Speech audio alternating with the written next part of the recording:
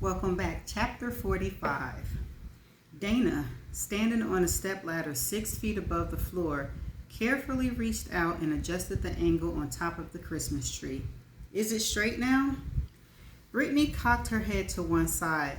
No, it's leaning to the left. Dana signed in exasperation. Well, I think it'll just have to lean. Every time I move it, it ends up going too far to the right or too far to the left. But Mom, if you leave it that way, the only way it'll be straight is if you lean your head to one side. Too bad. I'm getting down from this ladder before I fall. Dana began her descent. I'll do it. No, you won't, Dana said firmly. Because of the way Kenny died, she would always be mindful of the potential for household accidents. No way would she allow Brittany to climb that ladder. Just leave it the way it is. If you want to help, you can put the ladder back in the garage. Brittany dutifully folded the step ladder into a flat position. Mom, this music is awful. What are you talking about? It's Christmas music sung by Johnny Mathis, one of the loveliest voices of his generation. I don't want to listen to some old guy sing. Can we at least put on Vanessa Williams? Oh, all right, go ahead. Dana watched Brittany head for the garage with the stepladder. This holiday season felt much more festive than last year's. Their first Christmas without Kenny had a polar over it, no matter how cheerful she forced herself to sound. She cried Christmas night in the privacy of her bedroom, and she suspected that Brittany did too. She couldn't even bring herself to erect their usual 8-foot-tall tree in the family room, and instead went out and brought a tree less than half that height. She and Brittany had made a half-heart attempt at decorating it. On New Year's Day, they took it down and threw it away. This year, their box tree stood magnificently decorated in the family room. Dana had brought some new ornaments to diminish the sentiment of the old and the familiar. The fireplace crackled with orange flame.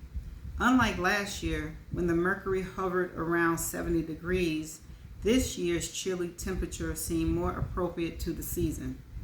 She and Brittany each had a glass of eggnog, the only difference being that Dana's contained a touch of bourbon. Christmas Eve, like always, would be spent quietly at home. The only thing different would be the presence of Gil, whom Dana expected to ring the bell any minute. She told Brittany he might be stopping by, but hadn't wanted to make it sound too definite.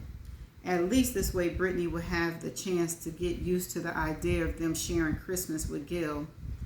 Dana still wasn't sure if Brittany was ready to see the two of them together, but she knew she couldn't put it off much longer. Somehow, the impossible had happened and she'd fallen in love. She hadn't told Gil how she felt. She wanted him to say it first. Gil would also accompany them to dinner at Norrell's and Vic's home tomorrow. Dana wished Vanessa would come around. Brittany appeared to be doing okay, but Dana knew she still missed her friend terribly, and what hurt most was knowing Brittany held her responsible, even though she knew better than to say it.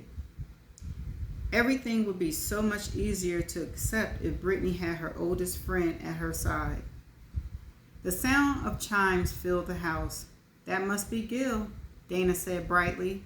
She glanced at Brittany, who had just changed the CD and was concentrating on returning Johnny Mathis to his case, and her soaring spirits crashed. Brittany hadn't even acknowledged her comment. She tried again. Brittany, come with me to the door. Why, Mom? Because it'll send a nice signal to Gil that you're happy to see him.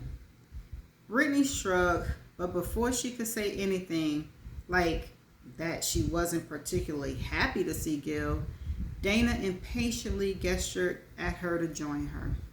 Dana ain't paying attention to her daughter. Who is it? She called when she and Brittany stood arm in arm opposite the door. It's Gil. Dana opened the door. Gil stood on the other side behind Vanessa, his hands resting on her shoulders. "Vanessa," she exclaimed, "what a wonderful surprise. Merry Christmas, dear." Brittany looked almost spellbound. "Hi, Vanessa." "Hi, Brittany." "Hi, Miss Dana," Vanessa replied shyly. Dana waved them inside. "Please, come in. We're letting all the cold air get inside." "I reminded Vanessa of what Christmas is all about," Gil remarked, rubbing his palms together. "It's the season of love and goodwill towards men. I told her I felt this foolishness between her and Brittany has gone on long enough." "Oh, I agree," Dana said joyously. "How about it, girls?" Brittany still stood by her side and Vanessa's at Gil. "Don't you feel it's time to kiss and make up?" She thought her heart would burst with happiness when the girls rushed into each other's arm and simultaneously said, "I'm sorry," before breaking into giggles. "Aww, they back being friends." I wonder how Irene gonna take that. Gil casually came to stand beside Dana, his arms reaching around her shoulders. They watched their daughters rush to talk at the same time as they walked toward the family room at the rear of the house, eager to catch up on the goings on in their lives during their estrangement. "I'm so happy, Gil," Dana said. "You brought Brittany the best Christmas gift ever." He planted a quick kiss on her lips. "Who says there isn't a Santa Claus?" "How did you manage to swing it?" she asked as she fixed him an eggnog in the kitchen. The sound of laughter drifted in from the adjoining family room. "Vanessa spent Christmas Eve with me last year, and I asked her if she wanted to do it again. We can't stay long, though. She's still reluctant to leave Irene alone for long. But do you think your friends would mind if I brought her along tomorrow? I think I might be able to coax her into going as long as she spends the bulk of the day with Irene." "Of course Norrell won't mind. She has a pretty good number of people over for dinner every year. It's an informal setting, buffet style, because people keep arriving all afternoon. So it won't be a problem if we don't get over there until 6 or even later than that." Dana wished she could pick up Vanessa herself and save Gil that long trip in from the beach, only to head back that way again to go to the Bellamy's. But she knew Irene would never consent to that. Dana felt indescribably happy. Now nothing stood in the way of her being with Gil. She no longer had to cope with her conscience reminding her that her happiness came at Brittany's expense. Only one thing posed a possible spoiler. "Gil, do you think Irene will put her foot down when she finds out you brought Vanessa over here?" "She'll try, I'm sure. Of course, it would be a lot easier if she just didn't know. But I won't have Vanessa lie to her mother, and I'm sure Irene will ask where I took her the minute she steps in the house. She asked me where we were going when I picked her up. Irene isn't stupid. She knows that everything closes early on Christmas Eve." What did you tell her?" "That Vanessa could tell her all about it when she got home." "Don't worry about it, Dana. The choice about what she wants to do is really up to Vanessa. Irene will no doubt try her manipulation tactics, but I plan to work on Vanessa on the way home to deprogram her before Irene can start in." Now that's a good father. Yeah. The merry atmosphere at the Bellamy home matched Norrell, who positively glowed as she tended to her guests. "You're glowing like somebody with a secret, and I know what it is," Dana told her in a sing-song tone when they had a moment alone. "Hey, I thought you guys would never get here, but I see Brittany and her friend have made up." "Gil brought Vanessa to the house last night, Norrell. Wait a minute. Gil brought Vanessa to the house last night. Norrell, things couldn't be more perfect. We're late because Vanessa wanted to spend most of the day with her mom. Irene does tend to try to appeal to Vanessa's heartstrings by playing the all-sacrificing mother routine, but I really don't blame Vanessa for not wanting to leave her mom alone on Christmas Day. I'm just glad to see you guys made it." Dana glanced over at Vic's first wife, Phyllis, and her friend Karen, who stood in the corner with a cautious expression of people who feared they might be overheard as they gossip about their hosts while eating their food and drinking their liquor. The first year of their marriage, Vic had asked Norrell to include Karen along with his daughters in their annual Christmas open house so she wouldn't have to spend the afternoon alone, and Norrell, although grudgingly, agreed. Don't look now, but I think Phyllis and Karen are trying to figure out why you're so happy. Norrell made a face. Oh, them? They huddle in a corner and talk about me every year.